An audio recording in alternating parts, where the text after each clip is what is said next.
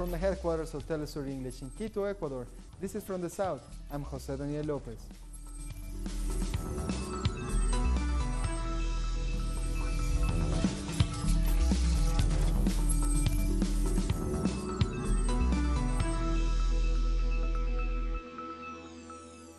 A day ahead of the midterm elections in the United States, President Donald Trump has reimposed full sanctions against Iran. He called them the most severe sanctions ever.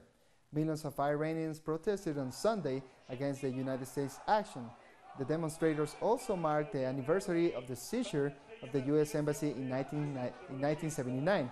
Marchers held banners saying, "Down with the U.S. and dead to Israel."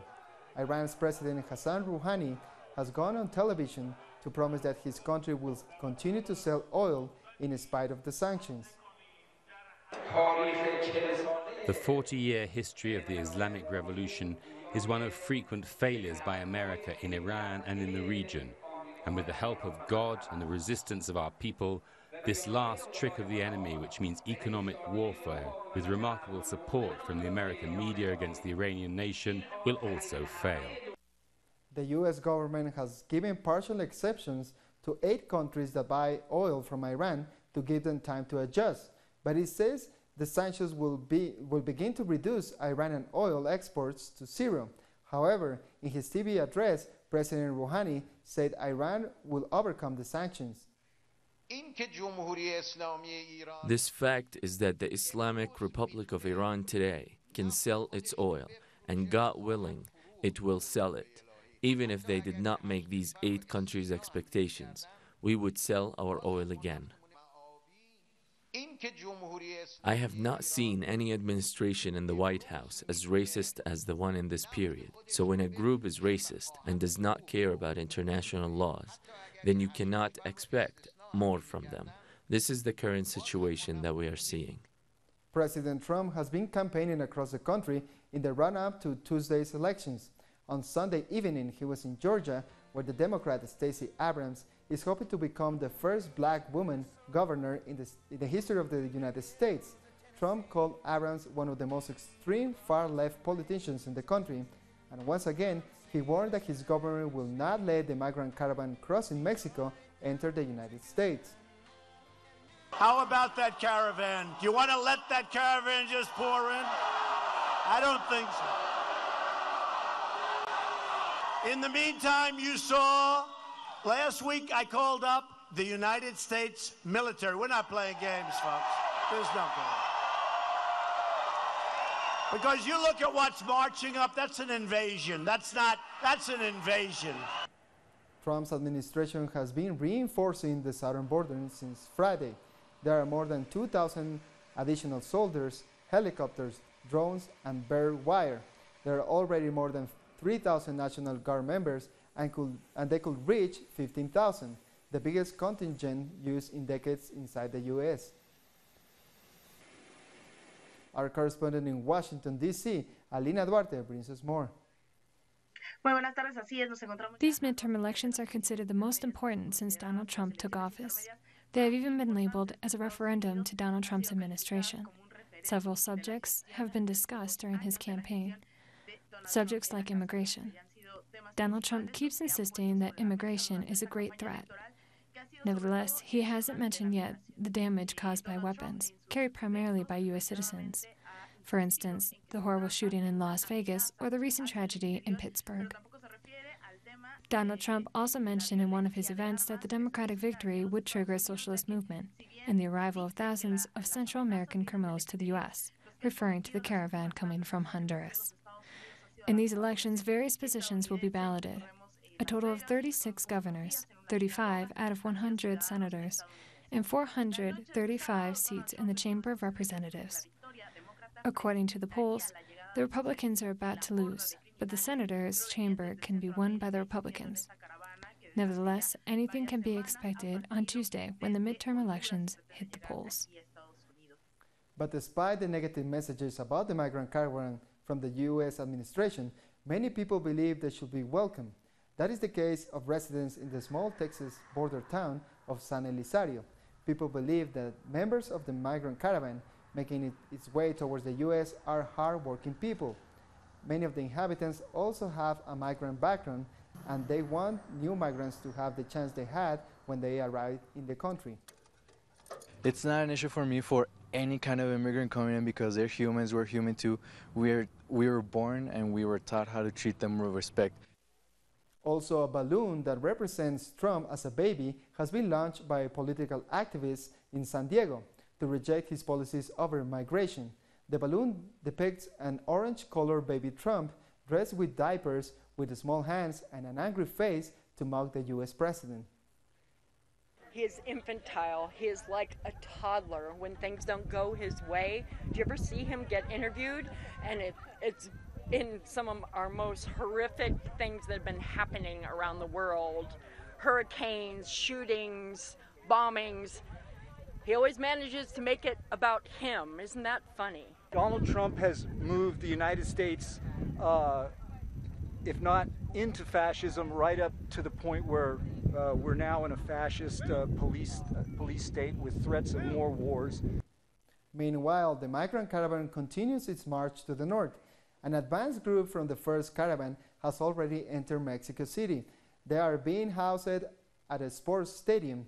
Others decided to gather in Puebla to rest and to wait for more migrants to arrive. They plan to set off early this Monday for Mexico City, 100 kilometers away.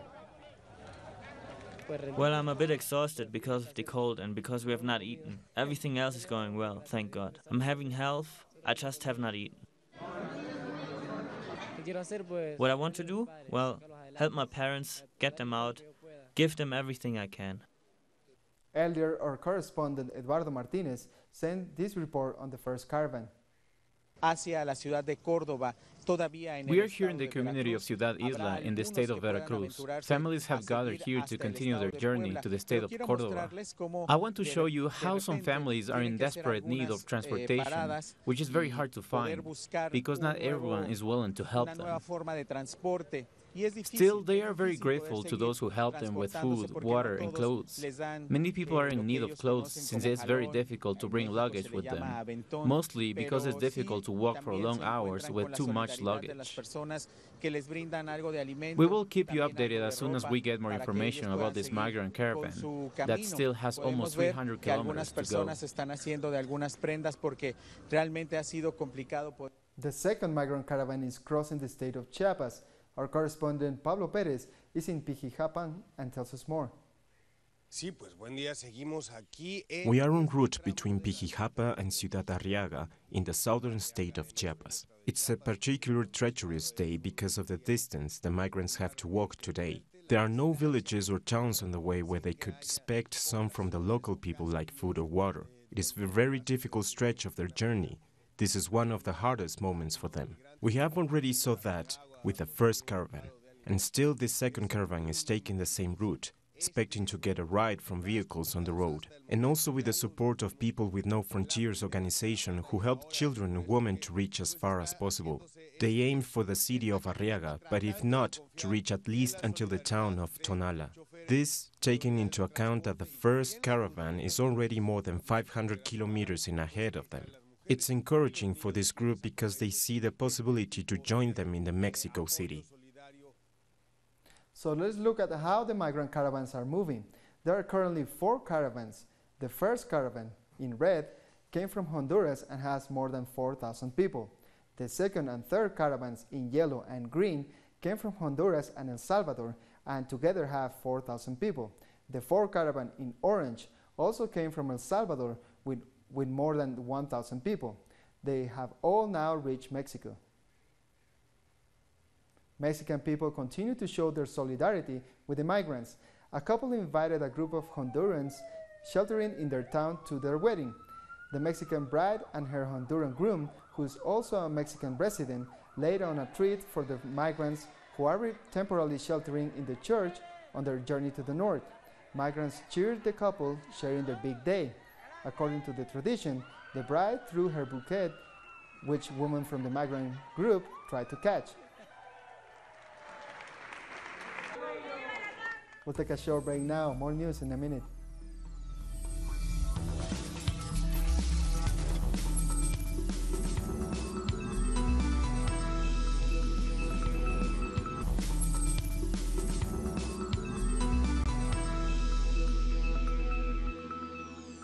Welcome back.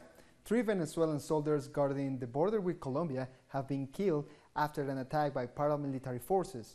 Venezuela's Minister of Defense, Vladimir Padrino, explained on Twitter that a dozen more were wounded, including officers. Padrino said this was a payback for capturing 9 members of a paramilitary group in the area who were in possession of heavy weapons. A group of 91 Venezuelans have departed from the Dominican Republic to return to their country as part of the Venezuelan government's Return to the Homeland plan. This is the second flight from the Dominican Republic. The returning migrants say they wish to work and contribute to the development of Venezuela. I am coming back thanks to the call of President Nicolás Maduro. We are going to work together. I have been here for almost a year and I have had a good time.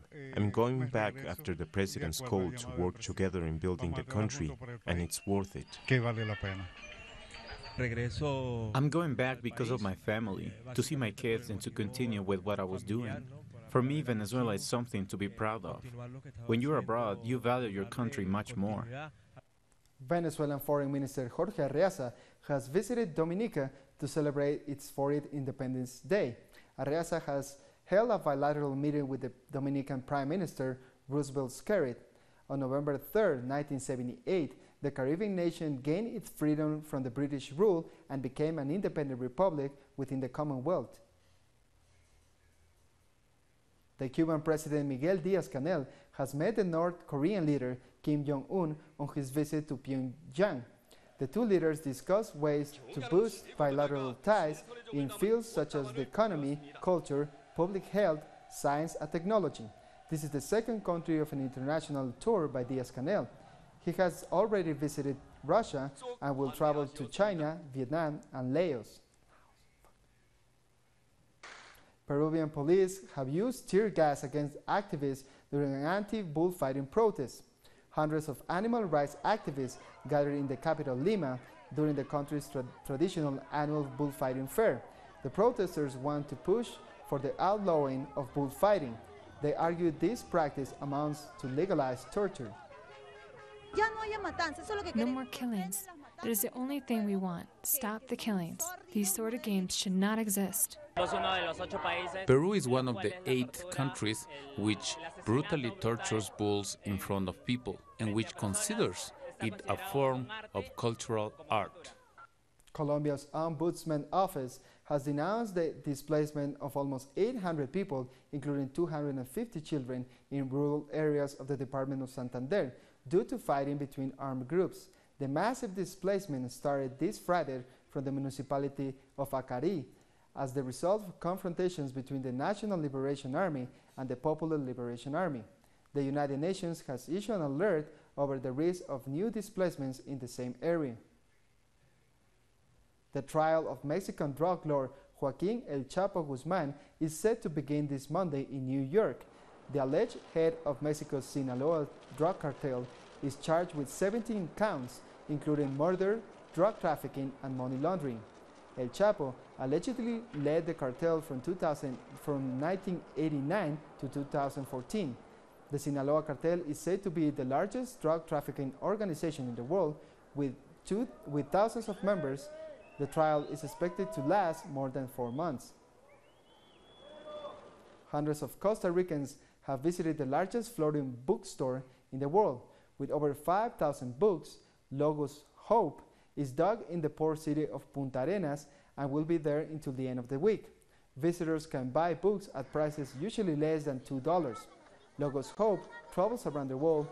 It visited Costa Rica last time in 2003 and attracted over 80,000 visitors.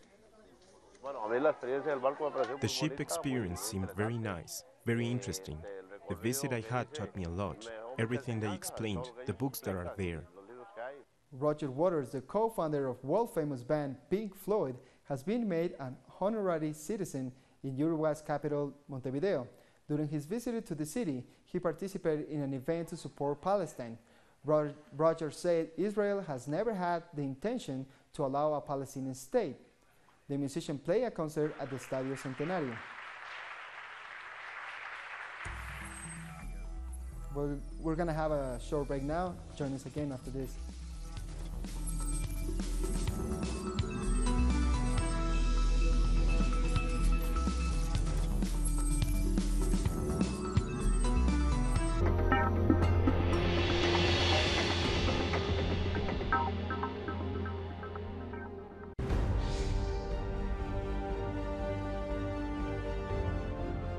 acompañamos a los pueblos que resisten en cada una de sus luchas. Somos esa ventana que se abre para visibilizarlos entre fronteras.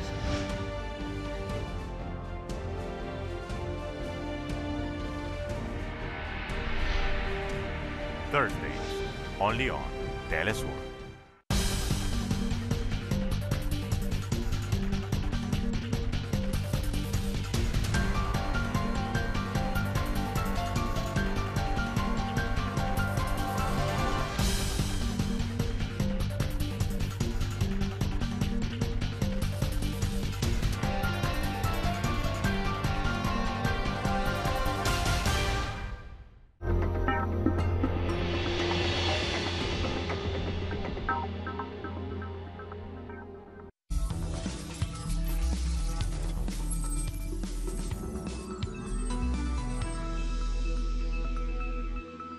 Welcome back. Presidential candidates in Madagascar are stepping up their campaign just a few days ahead of the November 7th election. The current president faces two main opponents. The three of them have the challenge of convincing voters against abstention in a country engulfed by poverty and corruption. They promise to put the economy back on track, but many voters distrust all the candidates. The African Union has warned about the loss of wildlife in the continent, mainly due to human activities. During a meeting in Rwanda's capital, Kigali, the organization highlighted the importance of empowering communities around protected areas to adopt sustainable development for both people and animals. It also stressed the importance of promoting strategies against poaching and illegal trade. And while storms continue to rage across Italy, at least 12 people have been killed on the island of Sicily, raising the overall death toll to 29. Among the victims are 9 members from the same family who died after an overflowing river flooded their house. Some of the worst hit regions are Trentino and Veneto in northern Italy. In Veneto, where Venice is located, damage could be worth more than $1 billion. We regret everything that happened. We are shocked. It's a tragedy that could be avoided. I don't know, maybe cleaning up the river, I can say. Unfortunately, it happened. And when these tragedies happen, they happen suddenly. They don't let you know, because until yesterday afternoon, everything was fine here. We don't know. I'm sorry for these kids. It breaks my heart for these children. There, we have the river, and the river has overflowed at the top, down there. If you look at the camera from above, you will see the whole route that the river has made. Unfortunately, it caused casualties this year, but it happened on other occasions. This year, sadly, it was heavier. Pro-government forces in Yemen have moved further into the strategic port city of Hodeida, which is controlled by Houthi rebels. Warplanes from the Saudi-led coalition supported the advance with dozens of airstrikes. UNICEF said the assault on Hodeida, a crucial port for humanitarian aid, will jeopardize the lives of Yemenis across the country. 14 million Yemenis stand on the brink of famine. The United Nations has called it the worst humanitarian crisis in the world. Hundreds of people in Syria have attended the funeral of a girl killed in a bombing near the Turkish border. Sara Mustafa died in the village of Talfinder, reportedly during a Turkish attack on Kurdish positions. Turkey had already announced that it was planning military operations in the area. So now let's take a look at some other stories making headlines from around the world. Soldiers from Norway's Armored Battalion have taken part in a third NATO drill in the mountains north of Oslo. 31 countries are taking part in the largest NATO military exercise since the end of the Cold War. Russia has described the exercise as provocative. China's first International Import Expo has opened in Shanghai to develop international trade. The Chinese President Xi Jinping said the expo will deepen international trade cooperation and both share prosperity. A total of 172 countries, regions and international organizations are taking part in the event, with more than 3,600 companies exhibiting their products. China's opening door will not be closed, but will become wider and wider. China will never stop her steps to push forward and opening up at higher level. The building of an open world economy and the construction of a community with a shared future for mankind. China will firmly uphold the opening strategy for mutual benefit and win-win results, implement policies to promote high-standard facilitation and liberalization of trade and investment, and push for the formation of an open China with links running eastward and westward across land and over sea. The air quality in India has sharply deteriorated, covering the capital, New Delhi, under a cloud of smoke. The unfavorable weather and an increase in smoke from stubble burning in fields have caused the problem. Pollution has increased to nearly 24 times the recommended level set by the World Health Organization and can cause major health problems. People in New Caledonia have voted in favor of remaining part of France in an independence referendum held this Sunday. Official results say the no vote for independence achieved 56% of the vote share, while the yes side got a 43%. The turnout was over 80%. The Pacific Archipelago still has the chance to vote 2 times more until 2022. After a deal in 1998, following a violent campaign by separatists belonging to the native Kanak population. For the first time in Spain, the 5 main prison unions have agreed on a 6-day strike to fight against the lack of proper working conditions. According to the unions, the 2-day strike in October was very successful. The unions blame the Interior Ministry for withdrawing an economical package offer just 2 days after proposing it in September.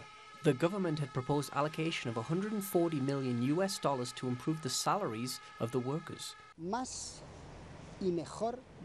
Better salary, better working conditions, and improved security for all of us, interns and workers of prison institutions. This money would increase the average salary of workers to almost $400 per month in 3 years, a salary they ask in addition to their present pay. There are huge gaps in salaries in prisons, sometimes as high as $800, even when we are doing exactly the same job. In addition, they also denounce privatization of security services and the lack of investment in prisons. They also complain against the government's ignorance against the workers in health and sanitary sectors. There's been a decline in the working conditions in total of 84 Spanish jails. In short, current degradation working conditions in the 84 Spanish prisons. The Spanish penal system would die as we know it because of worsening of public employment and lack of investment in public workers' welfare. This conflict started during the rule of the Popular Party. Then, the PSOE made promises to the unions, but when they came to power, they failed to fulfill their commitments. They're completely silent now. If there is no answer, we will intensify our protests and demonstrations. The workers' union prefer to avoid this confrontation but remain strong in its decision. There are still 4 days of the strike called for November. They are confident that these strikes will be beneficial not only for the public workers, but also to improve the human rights of prisoners. A woman in Zimbabwe's capital, Harare, has set up a miniature village to keep traditions alive. 80-year-old poet, storyteller, and retired school teacher Hatafi Mungagi has used savings from her teaching career to build a repository for indigenous knowledge and the country's rich cultural heritage. Munongi said she wants to give the urban children an idea of how African people lived before and now. The French city of Toulouse has hosted a show in which residents were overshadowed by a big parade with mechanical creatures. As a part of a stunt by the French street theater group La Machine, dozens of artists operated a giant spider and a minotaur with 14-meter high each. The creatures are part of the group's Guardian of the Temple show and are based on ancient Roman ruins found nearby.